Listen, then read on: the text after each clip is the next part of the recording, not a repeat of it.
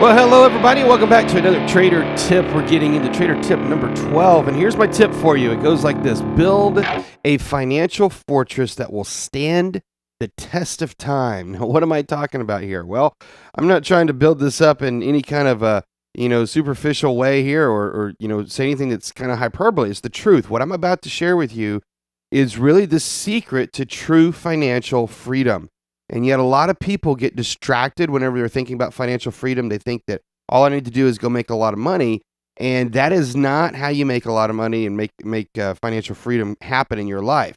Making a lot of money is great, but financial freedom is a different way of thinking about it. So let's start by talking about a definition of financial freedom. And here's the way I'm going to define it. Financial freedom, in my eyes, is the ability for an individual to cover his or her expenses with the income from his or her assets. So just think about that. The ability for an individual to cover his or her expenses, and when I talk about expenses, I'm talking about the ongoing monthly expenses, your standard of living. So the ability to cover his or her expenses with the income from his or her assets. Now, let me give you a visual, and this is really what a financial fortress is. The financial fortress concept is very much just a visual representation of a concept of how cash should flow and how to allocate money. And so here's what the model is. The model is kind of like a Greek Parthenon, if you will, and there's three parts to it. Down across the bottom, we've got the foundation. And as part of the foundation, you've got your basic essential living, your spending plan, and absolute security. Now, what would I qualify as absolute security? Well, this is going to be your savings account. This is going to be anything that, your asset itself is absolutely secure. It cannot lose money.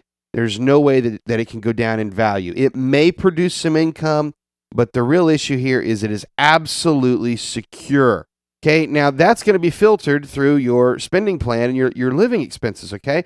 So your spending plan is going to help to allocate the money as it comes in, and then that flows down into your absolute security. You say, well, where does the money come from? Well, I'm glad you asked that.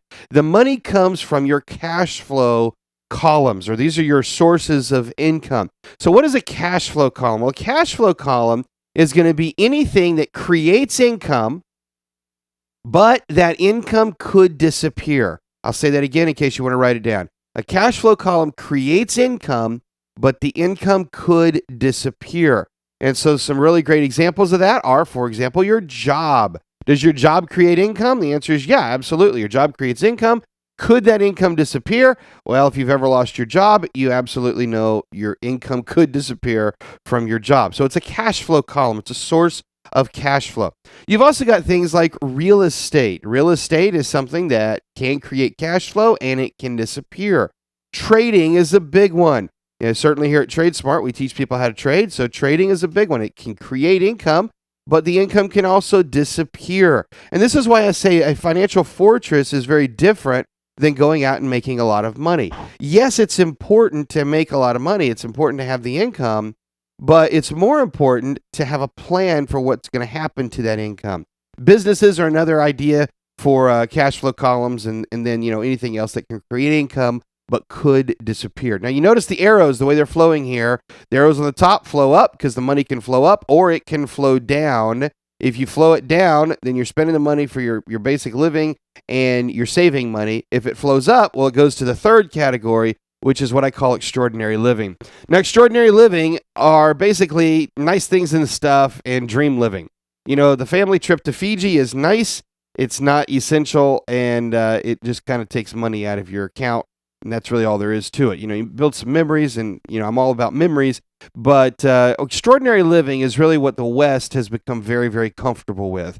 Here in the United States, we make more money than any other country in the world. In general, generally speaking, even the poorest America in the top 20% of the world, and yet they seem to be completely broke. So why is that? Well, here's why. Because for most people, their financial fortress does not look anything like what I have just built for you, but rather their financial fortress looks like this. Now, what's wrong with this financial fortress? Well, you notice it's propped up by one cash flow column, and that cash flow column is your job. So for most people, they have a job, and then some money flows down into their basic living expenses, but everything else flows up here into extraordinary living, things and stuff, dream living, etc., etc. You may be thinking, well, I'm broke. My cash flow or my financial fortress looks like that, and I'm not living an extraordinary life. Well, you might be surprised at just how comfortable your life really is. And I'm not judging you, not in any way, shape, or form, because we're all in the same situation where, if we don't get really judicial and very intentional about where the money goes, we end up kind of with a financial fortress that looks like this picture. Well, this leads to a psychological phenomenon, and that phenomenon is a subconscious reality that if you lose your job, then everything comes crumbling down. And so what happens is people say, well, I need to replace this. I need some more income. And then it kind of starts to turn into a story of how much they don't like their job and yada, yada, yada. Before you know it, what happens? Well, they come showing up at a place like Tradesmart saying, I need to replace my job and I want to be a trader. Of course. So now you got trading income, but it doesn't change the financial fortress.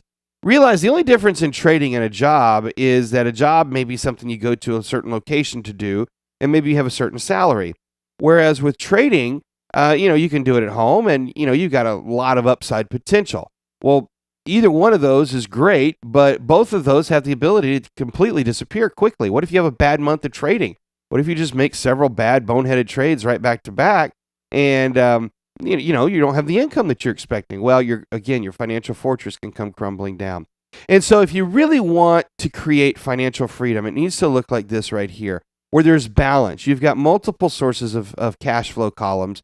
You've got a balance between the money that you're putting away into absolute security and the money that you're willing to spend on extraordinary living. And what you're going to see happening is as you start to build those cash flow columns. So, you're starting with a job probably. Most people start with a job, and that's great. It's exactly where you should start. But then you add in some trading. You don't have to completely replace the job. You just add in some trading. Then you say, okay, the trading thing is going well. Now I got 2 cash flow columns. Let's add in some maybe more leveraged cash flow columns. So you go get some real estate. And by leveraged, what I mean is it's a little bit more on the passive side of income. There's really no such thing as truly passive income. You still got to go manage it. That takes some work. But you're not having to show up every day to manage that income. So, some rental properties would factor into that. And so now what starts to happen is you have a job in here that's creating your stability. Your trading income starts to create some extra income so you can go afford to go buy some rental estate and some rental properties. Now you're starting to get some of that leveraged income. Now, maybe you stick with those 3 cash flow columns. Maybe you add something different in here. Maybe you add a network marketing company or some other form of income into your household. Maybe you add some businesses. But then what happens is one day it gets to the point where you say, I can get rid of this job here and my financial fortress still stands. That's what I'm talking about by building a solid financial fortress that will stand the test of time. Now, this is a concept that I teach here at Tradesmart University.